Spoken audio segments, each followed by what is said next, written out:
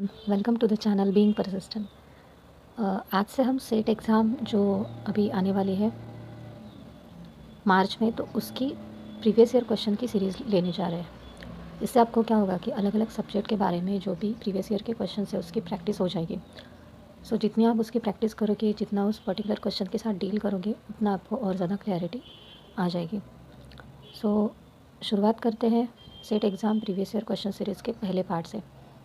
और अगर आप इसके अलावा आपको और किसी सब्जेक्ट के बारे में पेपर 1 हो चाहे पेपर 2 उसकी PYQs चाहिए हो तो आप ज़रूर कमेंट बॉक्स में लिख सकते हो।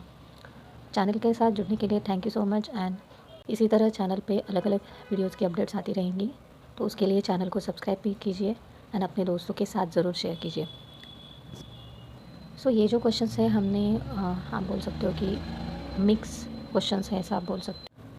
मोस्ट इंपॉर्टेंट थिंग कि ये सिर्फ कॉमर्स रिलेटेड क्वेश्चन है। A feeling of confusion, insecurity and anxiety caused by strangeness of new environment is termed as. तो यहाँ पे आपको 4 ऑप्शंस दिए गए हैं। यहाँ पे जो है, यहाँ पे अभी अलग अलग जो भी ऑप्शंस दिए हैं, कल्चरल लैग का जो मतलब है वो है कि ट्रेडिशनल एंड मॉडर्न, मतलब कि जो भी टाइम गैप है, पीरियड है, तो वो होता है। बट इसका कन्फ्यूजन एंड इनसिक्योरिटी से कोई भी रिलेशन नहीं है, ठीक है। उसके बाद कल्चरल कन्फर्मिटी का मतलब ये होता है कि एक पर्टिकुलर पर्सन का या इंडिविजुअल का बिहेवियर एंड जो भी स्टैंडर्ड सोसाइटी से सेट किया हुआ है उसका जो डिफरेंस है वो, ठीक है। या फिर उसकी उसमें से जो भी एग्रीमेंट है कि इंडिविजुअल रेडी या एग्री करता है कि I am ready to accept this norms, ठीक है, या फिर स्टैंडर्ड्स। तो कल्चरल कन्फर्मिटी, तो ये भी कन्फ्यूजन एंड इनसिक्योरिटी से रिलेटेड नहीं है। कल्चरल ट्रांसमिशन का मतलब होता है कि टोटली चेंज होना, कल्चरल ट्रांसमिशन यानी कि शिफ्ट होना, जो भी पर्टिकुलर स्टेट का, कंट्री का जो कल्चर है उसका ट्रांसमिट होना, ठीक है। और कल्चरल शॉक यानी कि कन्फ्यूजन इनसिक्योरिटी, यानी कि कोई पर्टिकुलर इंडिविजुअल अगर अपने कल्चर से किसी दूसरे कल्चर या एनवायरनमेंट में जाता है तो उसको नई चीज़ें देखने को मिलती है, जिसको हम कन्फ्यूजन, इनसिक्योरिटी एंड एंजाइटी का नाम दे सकते हैं। आई होप आपको आंसर पता चल गया होगा। So right answer is cultural shock. Next is the theory of absolute cost advantage. Yes, ये थ्योरी मतलब जो भी थ्योरीज ऑफ मोटिवेशन है, जो भी थ्योरीज़ है इंटरनेशनल बिजनेस में दी गई है, तो उसमें एब्सोल्यूट कॉस्ट एडवांटेज ये भी एक इम्पॉर्टेंट थ्योरी है जो कि एडम स्मिथ ने दी गई है, ठीक है। Paul Krugman, Adam Smith, Eli हेक्सचर या डेविड रिकार्डो।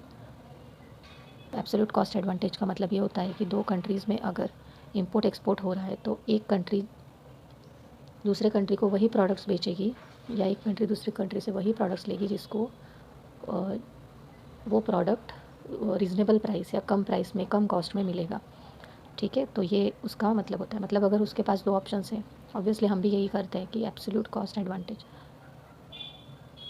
तो इसको बोलते हैं एब्सोल्यूट कॉस्ट एडवांटेज थ्योरी। जिस कंट्री से उसको इंपोर्ट करना ज़्यादा सस्ता रहेगा वहाँ से वो इंपोर्ट करेगी। India's foreign trade policy, FTP, इसको और एक नाम है exit policy, FDI policy, EXIM policy या मॉनेटरी पॉलिसी। तो एग्जिट पॉलिसी तो नहीं है, FDI फॉरेन डायरेक्ट इन्वेस्टमेंट ये भी नहीं है, मॉनेटरी पॉलिसी ये भी नहीं है क्योंकि ये फॉरेन ट्रेड पॉलिसी है। So export and import policy is the India's foreign trade policy. Next is firms that operate internationally are able to, जो भी फर्म्स, जो भी कंपनीज इंटरनेशनली ऑपरेट होती है तो वो earn greater return from their skills and core competencies, मतलब greater return earn करती है क्या। या फिर realise location economies where they can be perform most efficiently, मतलब कि ऐसी इकोनॉमीज़ में वो लोकेट होती है क्या जहाँ पे वो इफ़िशिएंटली परफॉर्म कर सके। इफ़िशिएंटली परफॉर्म करना यानी कि क्या, कि उसका जो प्रोडक्शन है वो रैपिडली ग्रो होता है वहाँ पे, और उसको जो प्रोडक्शन करने में कॉस्ट आता है वो कम आता है, ठीक है। Realise experience curve economies which reduce cost of production. Yes, मतलब कि ऐसी इकोनॉमीज़ के साथ ट्रेड करना जहाँ पे उसको प्रोडक्शन का जो कॉस्ट है वो कम आ जाए, ओके। वैसे देखा जाए तो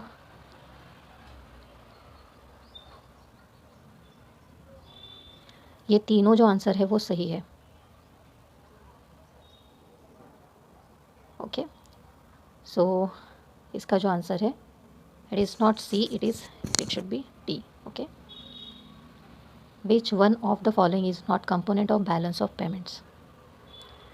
बैलेंस ऑफ पेमेंट जो RBI reserve bank of India account maintain करती है फॉर इंटरनेशनल ट्रांजैक्शंस, तो ये जो होता है यहाँ पे रिसिप्ट्स एंड पेमेंट्स होते हैं जब भी इंपोर्ट एंड एक्सपोर्ट किया जाता है कंट्री के थ्रू, तो ये सेंट्रल बैंक करती है। तो इस बैलेंस ऑफ पेमेंट के अकाउंट में कौन से अकाउंट्स होते हैं वो उन्होंने पूछा है। बट यहाँ पे not a component, this word is very very important. अगर आप इस वर्ड को निगलेक्ट करोगे तो आपका आंसर रॉन्ग आ जाएगा। तो वो बोल रहे हैं कि नीचे दिए गए में से कौन सा नहीं है, current account, capital account, social account या ऑफिशियल सेटलमेंट अकाउंट। तो करंट अकाउंट आता है बैलेंस ऑफ पेमेंट में, कैपिटल अकाउंट भी आता है, ऑफिशियल सेटलमेंट भी आता है, बट सोशल अकाउंट नहीं आता है। Are you getting my point? Social account इसमें नहीं आता है। So the correct answer is answer C. Which one of the following is not member of North American free trade agreement?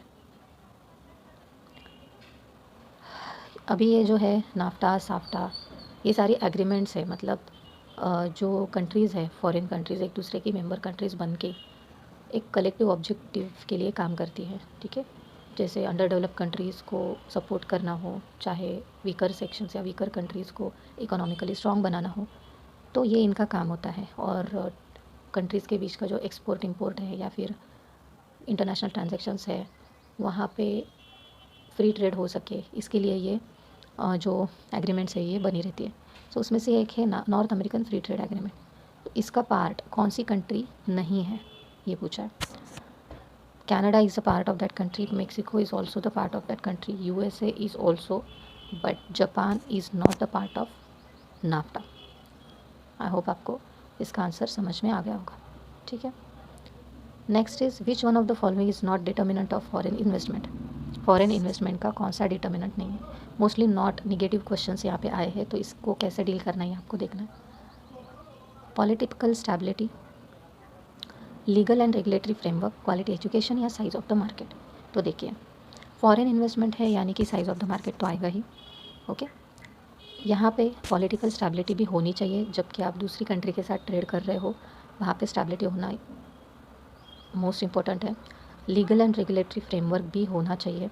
ठीक है, it is also most important. Quality education होना चाहिए, but ये foreign investment का part नहीं है। ठीक है, it is the part of country's growth and development. Okay, so I hope आपको ये भी क्वेश्चन समझ में आ गया होगा। Asian vision 2020 was adopted in 1997। Trade related intellectual property IPR doesn't include, IPR आपको पता है कॉपीराइट्स होते हैं, trademark, then designs, industrial designs वगैरह।